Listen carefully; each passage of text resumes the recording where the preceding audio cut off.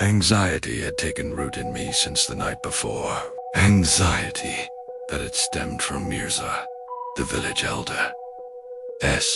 Worrying whispers about us. When I arrived at Zara's house, a deep sense of bad luck had taken hold of Ali Zara's husband, a fear that undoubtedly had its roots in Mirza's own talk about Al. Ali was a hospitable man. When, around 8 p.m., Zara was writhing in obvious pain, Ali casually said that her sides must have caught a cold and suggested a strange, old-fashioned remedy, a hot brick. He would place a hot brick on Zara's sides to ease the pain. I insisted that this was madness. I was certain that she was about to give birth, and that we had to get her to the hospital as quickly as possible before it was too late. But Zara swore and begged me not to go, claiming that hot bricks were the only effective cure. A deep terror gripped me, with the inner certainty that disaster was imminent. Zara, seeing my intense worry,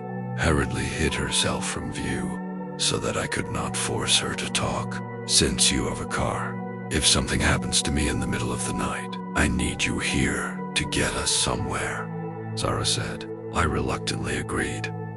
Ali brought me a bed and, before he and Zara went into another room, dimmed the lights and closed the door. Fear was still burning in me. At 11 p.m., I asked Ali for permission to leave, but he pleaded with a look of anguish and hesitation. "You must stay here one more night." A scream in the snow. Zara's sobs echoed throughout the house. While I was sleepless from worry, my eyes warmed for a moment, but a painful and sad moan snatched sleep from my eyes. I checked my phone. It was las 3 de la mañana. Suddenly the door opened sharply. Ali, anxious and in a hoarse and panicked voice, was standing there and said, "God bless you for staying. Get up. Zara is very bad. Quickly start the car. We have to get her to the city." I got dressed and hurriedly went to the yard, but when I opened the door, despair filled my whole being. 30 centimeters of dry snow had fallen. The car was buried under the snow and it was completely impossible to move it. Any effort was useless. I pointed to Ali and showed him the trap the winter had set for us. Seeing this scene, Ali realized the situation in horror and said, "We have no choice. We must bring the Nardan midwife to her." He shouted, "Quickly, light a brazier in the yard and heat the water." He immediately called Zara's mother to send Zara's sister, who also arrived quickly. The shadow behind the window. I placed a large pot on the brazier and waited for the water to boil. The courtyards of the village were vast. I was hastily lighting the brazier when I suddenly noticed a tall woman peering into the house from behind a small window. "Khadija, is that you?" I called out to her. I heard no answer. I repeated my question and took a step closer. The dry snow crunched under my boots. A bitter, intense cold emanated from the woman, a cold I had never felt before. Then, a deep, masculine voice echoed in the air and roared, "Go, before I show you my eyes." I was completely stunned and could not understand what he meant. I stammered, "Show me your eyes. What is wrong with your eyes? Who are you, and what are you doing here?" As soon as my steps approached him, he stepped back and immediately disappeared into a crack in the wall. It was impossible, and the horror of what I had just witnessed stunned in time. A scream came from Zara and her sister from inside the room. I ran to the room and opened the door.